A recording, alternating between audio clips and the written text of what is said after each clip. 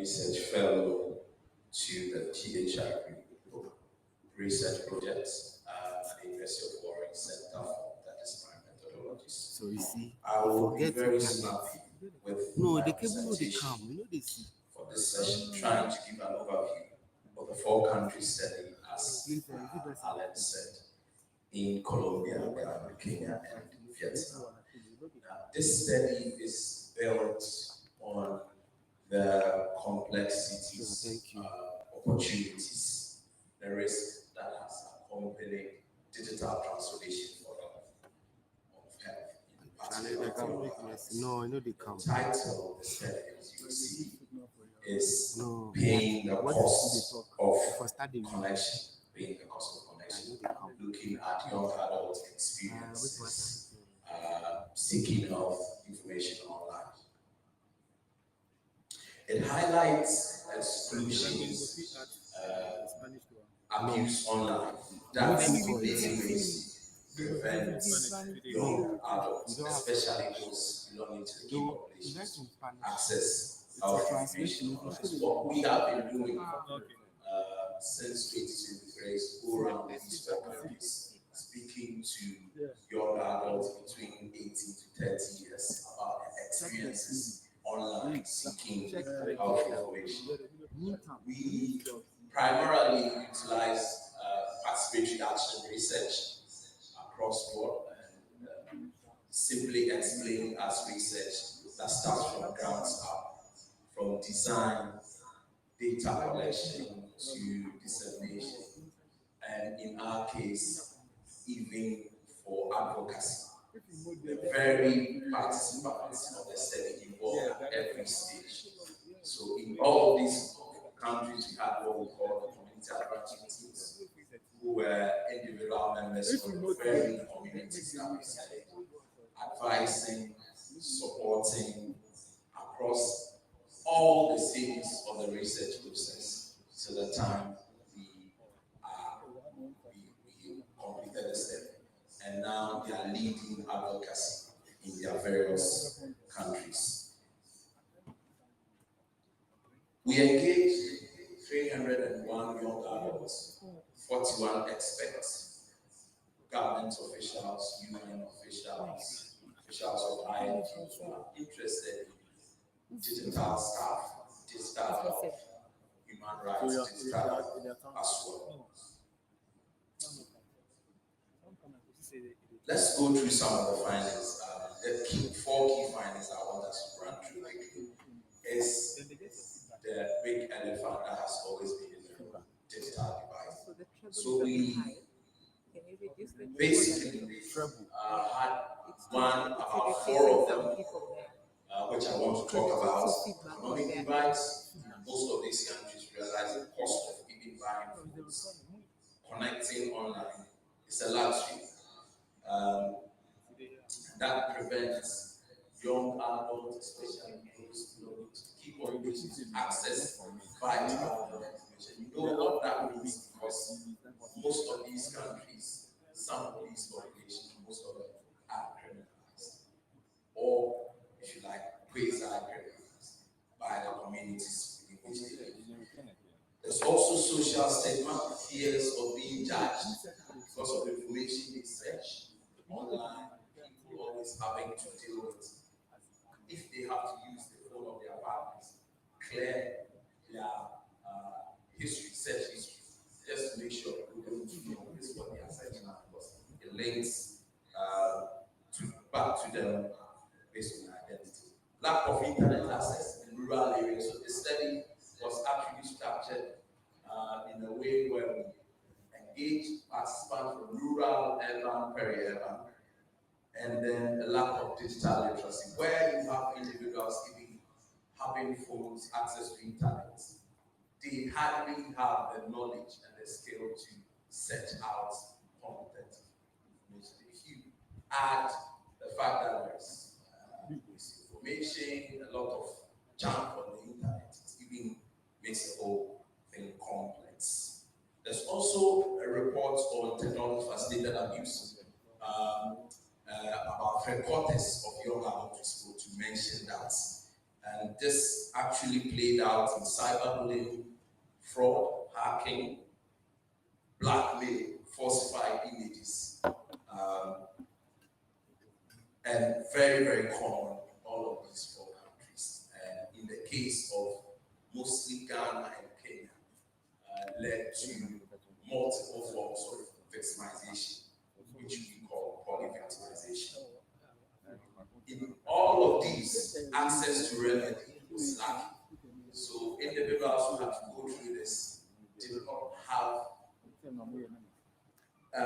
very, very clear, straight processes to get justice by the law. In fact, some would, as was reported, go to the police and they would be asked, what did you go there to do?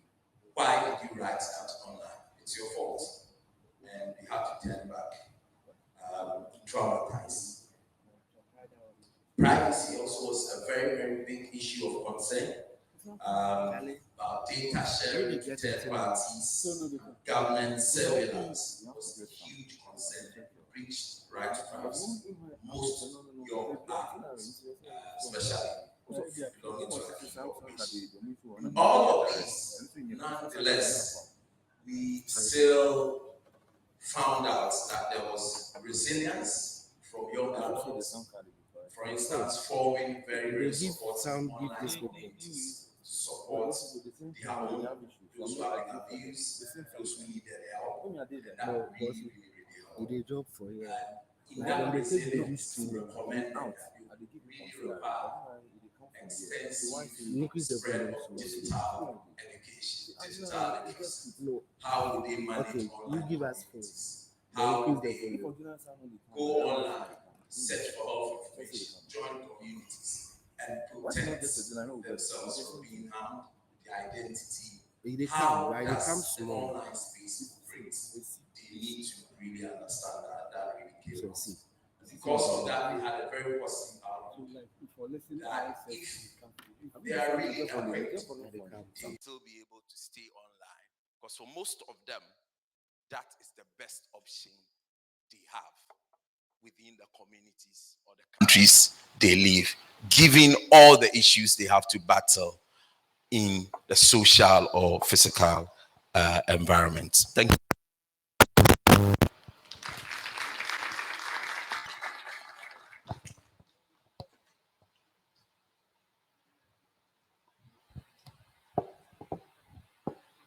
Thank you, Ben. Don't leave.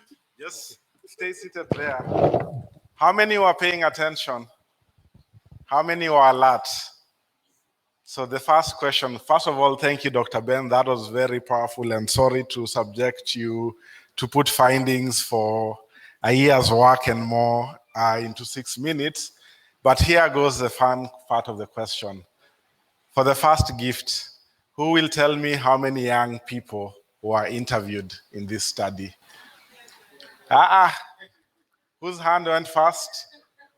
Your hand didn't go first. Be honest. Whose hand went first? I will take one man for the first question. Let's pass the mic to him.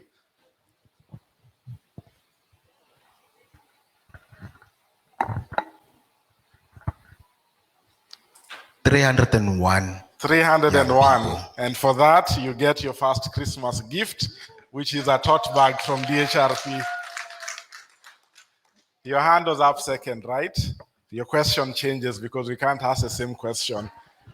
Name for me the countries where the study was done. It's for the ladies whose hand went up here.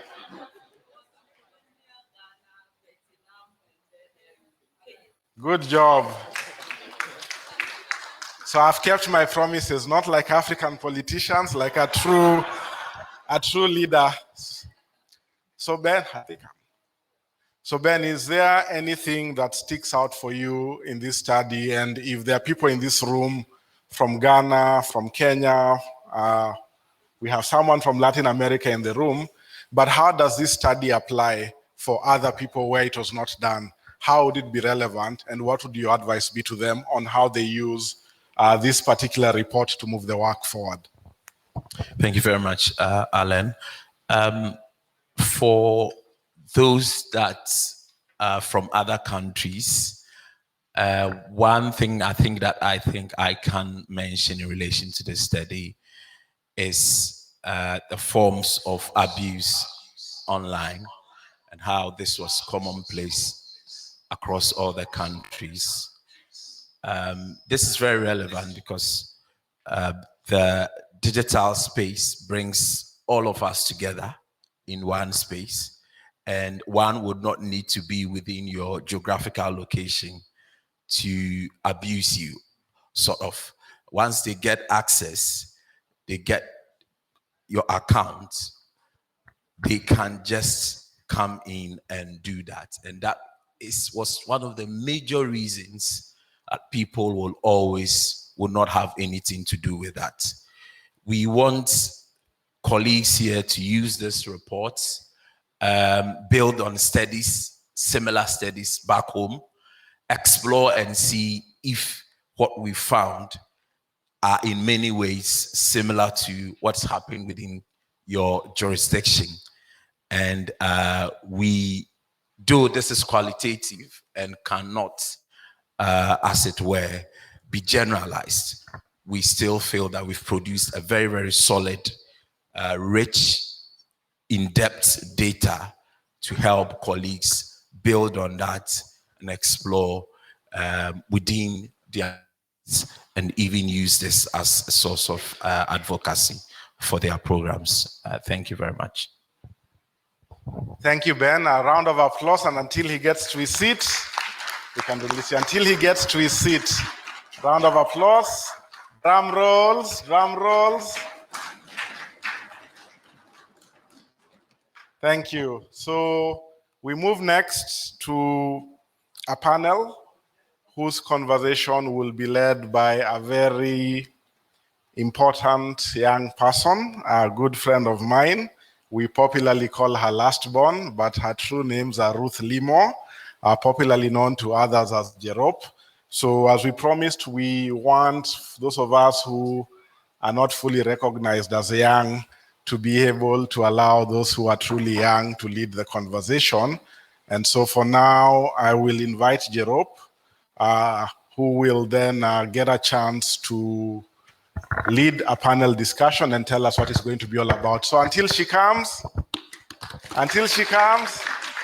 drum rolls, drum rolls. Hi everyone. Akwaba to my session. I've been practicing that word so that I don't forget. So akwaba to my session. You say thank you. Midasa. Yes. Akwaba to my session. Perfect. So I'll say it in Kiswahili. Karibu kwa session yangu. You say asanti. Okay? Karibu kwa session yangu. Guys, you're all Kenyans. And we are all Ghanaians, right? So thank you so much, Alan and Dr. Ben, for setting up the stage for us. I'll just be the moderator of the day, and I'll be doing and having a discussion with amazing, amazing young people who will be joining me. So I'll first start with the amazing, handsome, beautiful, guys, clap as they motivate young people. Richard, thank you, Richard. Richard is from Ghana. And like Alan mentioned, welcome, Richard. Guys, look, he's more claps for how smart he looks. Yes, young people. So one of the most important things to note is Richard sits at the Ghana Community Advisory Board. When we talked about the study, we said we have the study in Ghana, Kenya, Colombia, and Vietnam, and every country has an advisory board for young people. And so Richard represents the Ghanaian advisory team. So welcome, Richard. And my second panelist who will be joining us is, I call her my boss sometimes, I call her my friend, the beautiful, pretty Miss Faye Thipe, all the way from Botswana. Yes, until she comes, young people, see how she looks really nice. Yes. Faith works for Y Plus Global, and without further ado, we'll just dive into our conversation. I must say that I also have gifts, guys. I also have good things, so please pay attention. And immediately after this, we'll have a short Q&A session where we'll get to interact with all of you as we close for the morning. So, hi guys. Hi. How are you feeling? So I'll give you each a second to introduce yourself as we start. Let's start with Richard. Okay, thank you very much, Jerop. My name is Richard Agojo, and I'm the youth coordinator for the Digital Health and Rights Project at the Ghana Network of Persons Living with HIV. So I sit on the community advisory team as their, I wouldn't say leader, but not their president either, but because we work together as a team, and it's an amazing work working with this 12 community advisory team, and it's an experience to have this report, paying the cost of connection, and it's glad to have all of you here to actually share this report with you. Thank you. Good morning, everyone. My names are Lilio Faith Tipe, but I go by Faith. And I work with the Global Network of Young People Living with HIV, popularly known as Y Plus Global, as the United Movement Program Officer. And we've just initially launched a digital youth health program called the Youth Influencer Initiative, which technically just trying to use young people as youth influencers to influence behavioral change on HIV and SRHR issues.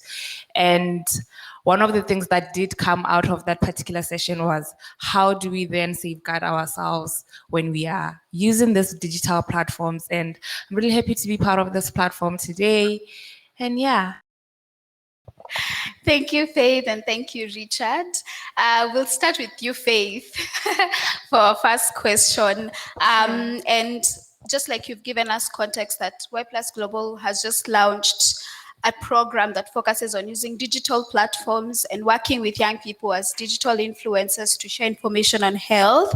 And even as you think about your program, what measures can be taken to strengthen data protection and digital trust among young adults, ensuring they feel secure, they feel confident, they feel safe even while using digital health tools? Yeah. Thank you, Jarob. I mean, everyone in this room will attest to the fact that trust is end, right? And I personally, as a young person, I would tell you that in most cases, when I download a platform, I kind of get a lot of questions as to who's gonna get access to my information. Is it going to be used to train an AI platform somewhere? Or those kind of things, like my health records, who has access to that? And we will have seen some things flowing around about some menstrual app that tracks your menstrual flow, that it has leaked some information, and a lot of young women were like, oh, so now there's somebody out there who knows when I'm ovulating, there's somebody out there who knows I'm getting my period, and these are things that we actually need to call for, that for us to be able to have that kind of safety to access those digital platforms and use them, there needs to be accountability both to public and private entities that are setting up those particular digital platforms. And also governments need to also strengthen their policies, their frameworks, and their laws that have to do with digital laws, digital protection, especially for young people. And also taking into account that it's not every average young person who would understand the legal list that's used on the data protection that you are sent through as the terms of agreement before you could actually then utilize that app. And if I may ask, how many of you actually read the WhatsApp terms and conditions? You'd find that it's just 2% of us in the room. Also just ensuring that we kind of break them down to be palatable and easier to read, because if you're giving me a long document and I'm just trying to get to the end product, it puts me at risk as well. So keep them short and let them really be like enforced in a way that it then protects us at the end of the day. Thank you, Faith. I know most of us use different apps, and you've had this experience when you're logging into an app or a website. The consent form is so long. It's so long and it's too many words. And so you want to use this app to do something immediately, but this guy is telling you to read a 5-pager consent form that you don't even understand. So most of us will just crawl up until the end and you tick and you say yes. You've not even read and you proceed. And so I like what you're saying, that consent forms actually have to be something we can read quickly, understand, simple English, point forms that actually make sense, and not long theses. I think I would call them that. So thank you so much, Faith, for that. Over to you, Richard. Even in your experience in the DHRP project, how can digital health systems be designed to capture and address the real-life experiences and challenges of young people living with HIV? And you can share in the context of your experience here in Ghana, but also just generally. Yeah. Okay, so I will take this opportunity and share with you one of the amazing stories we had during our data collection. And it's one of the stories that reflect on how persons living with HIV access information online. So 2 years ago, when I tested positive to HIV, my world collapsed. The stigma didn't start with others. It started with me. Self-stigma, fueled with the terrifying myths I had heard, made my life a living hell. I had always believed that once you were diagnosed, you were given medication, and when that medication runs out, you would die. That was all I knew. And that's the knowledge, or rather, the lack of it consumed me with fear. Desperate to learn more, I turned to the only tool I knew could provide answers, the internet. But there was a problem. My smartphone had broken. Borrowing someone else's phone seemed like the next best option. But as soon as I opened Google, panic set in. I suddenly realized that my searches wouldn't be private. The phone's owner could see what I had looked up. The search history could expose me, and the suggested results would reveal my fear before I could even type a full sentence. At the moment, I felt as though I was standing naked in front of the world.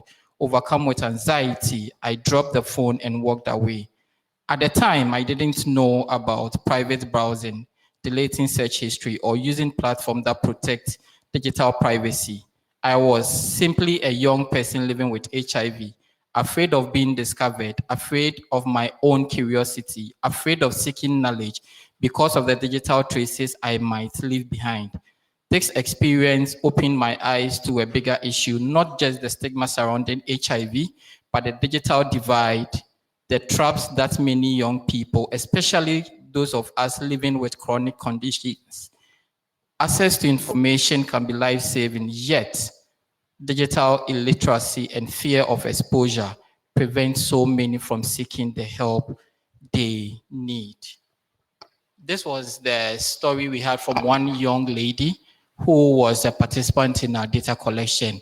And to buttress the question that you asked, it's always advised or advisable to actually let young people be the shapers of these apps that we use. Across Africa, we designed so many technology applications, but are youth centered into the designing of these applications that are actually meant for them?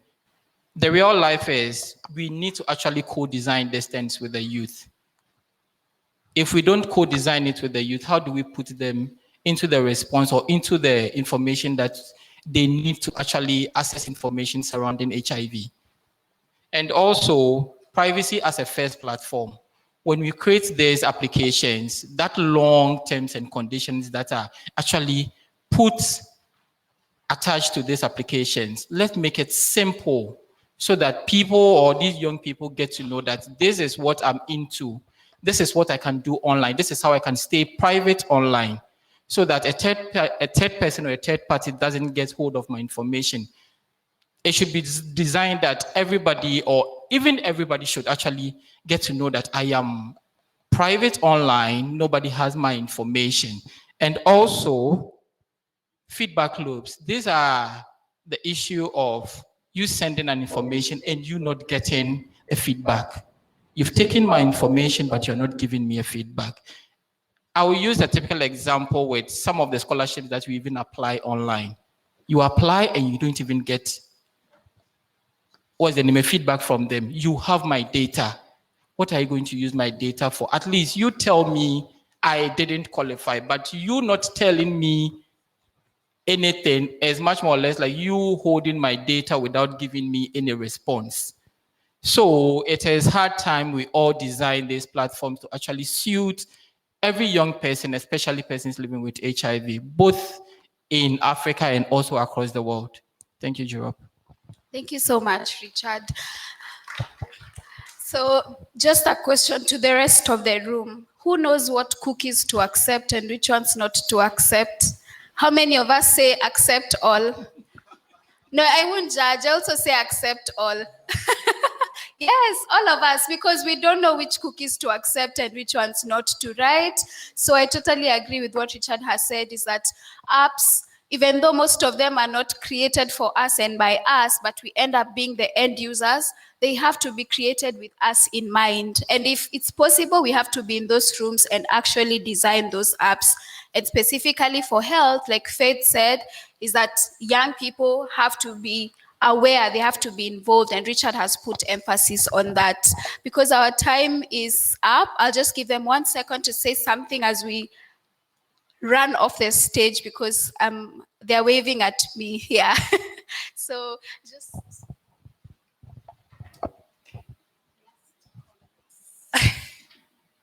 That's a bit tough. But last comment, I would say safety is not a luxury, and it should be part of the right to health. And also, just in involving young people in whatever you are doing, it shouldn't be just because there was a clause that said, for us to give you our money, you should involve young people. Let it be meaningful.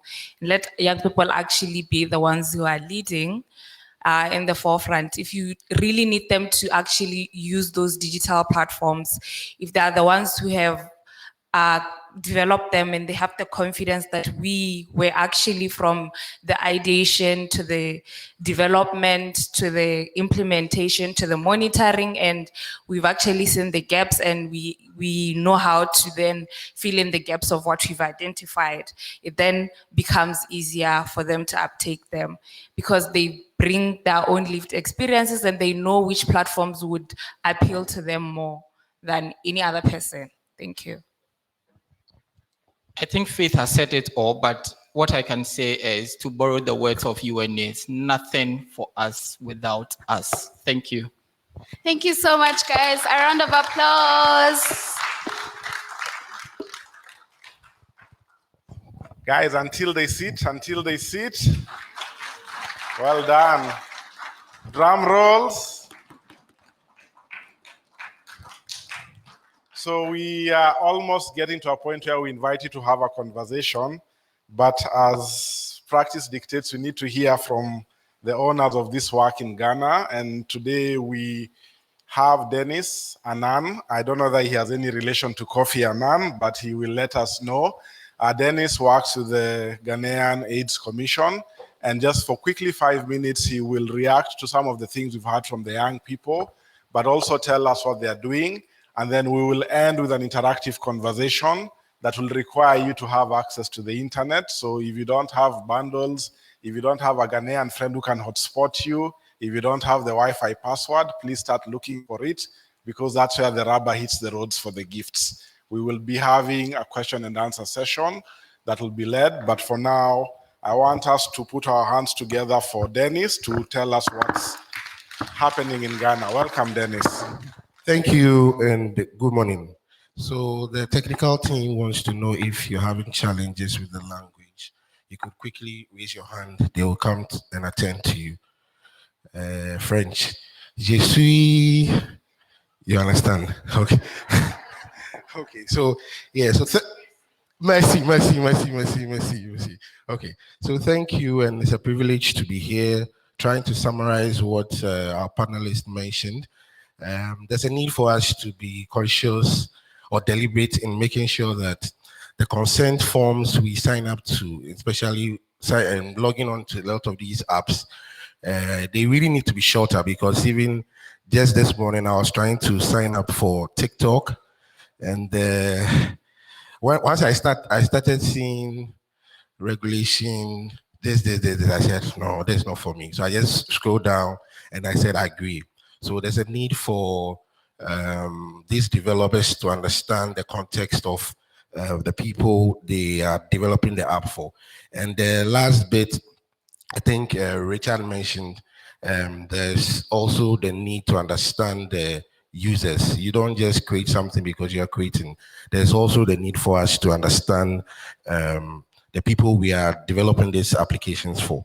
And also train. You know, there's a need for us to also train people to be more okay. So I'm reading from one of the recommendations from the report, which says that there's a need for digital literacy as essential aspect to rights education. So with that said, I will quickly go to the government speech so that my bosses know that at least I came to read the speech on your behalf. So good morning again, and chairperson, distinguished guests, esteemed partners, ladies and gentlemen. So on behalf of the government of Ghana, particularly the Ghana East Commission, we are proud to be part of this critical conversation. Ghana remains firmly committed to advancing a rights-based approach to HIV programming that protects dignity, promotes equity, and ensures access to justice for all, especially for persons living with HIV and key populations. Distinguished partners, the rapid expansion of digital technologies within the health sector present both unprecedented opportunities and complex human rights challenges. Digital health system, unique identifier platforms, electronic medical records, and community-led digital monitoring tools are transforming service delivery, surveillance, and accountability. Yet these same innovations also raise concerns around data privacy, informed consent, cybersecurity surveillance, and the potential misuse of sensitive personal health information. For countries such as Ghana, where digital health systems continue to expand to improve efficiency, continuity of care, and decision making, it is imperative that these innovations are firmly grounded in legal and human rights safeguards. Ghana has made deliberate efforts in this regard through key legal policy instruments, including the provision of the Digital Protection Act. So here we go. The provision of Data Protection Act 2012, Act 843, the right to privacy provision under the Ghana East Commission Act 2016, and the safeguard under the Electronic Transactions Act 2008, Act 772. This framework collectively affirms Ghana's commitment to the protection of personal data, confidentiality, and digital rights within the health sector. Beyond policy, Ghana continues to concentrate actions to promote digital rights and data protection in practice. The Ghana East Commission, working closely with the Ministry of Health and other state agencies, has promoted digital privacy by design in digital health system, strengthened compliance with the national data protection requirement, supported the capacity building of legal assistance organizations to respond to digital rights violation, and reinforce the Ministry of Health mobile handheld device policy to safeguard sensitive patient and key population data. This session offers an important platform to integrate both promise and the risks of digital transformation in the HIV response.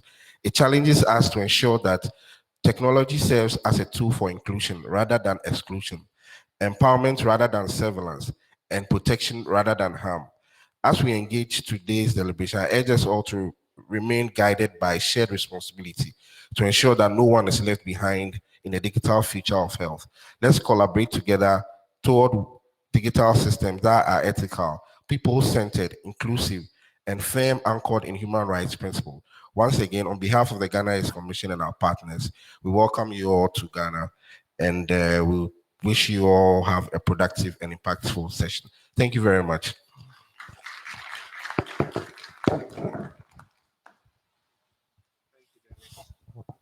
Thank you, Dennis. A round of applause for him. So I will quickly invite Jerop back up here to help us with the discussion. I will also bring back Ben, I'll bring back Faith, and I'll bring back Richard, because in case you have any questions for them, this is the time to be able to ask them. And for this other part, I will leave it to Jerop to start reading. But Faith, Richard, Ben, please come to the front. Over to you, Jerop. Hi guys, I'm back. Clap for me. Thank you. No, I just want to make sure all of you smile. So we'll just quickly have a Mentimeter session. And as you're putting in your answers and your responses, we can pick just two questions from the crowd to either of our panelists, even as we close up for the session. If you use Google Chrome as your search engine or whatever search engine you use, just type in the code 89457074. So just look for www.mentimeter.com. It's just mentimeter.com. It should allow you to put a code, whatever search engine you use. And if you are having a challenge, just raise up your hand and we'll quickly come to where you are and help you figure it out. So if you use Google Chrome, if you use, oh, okay.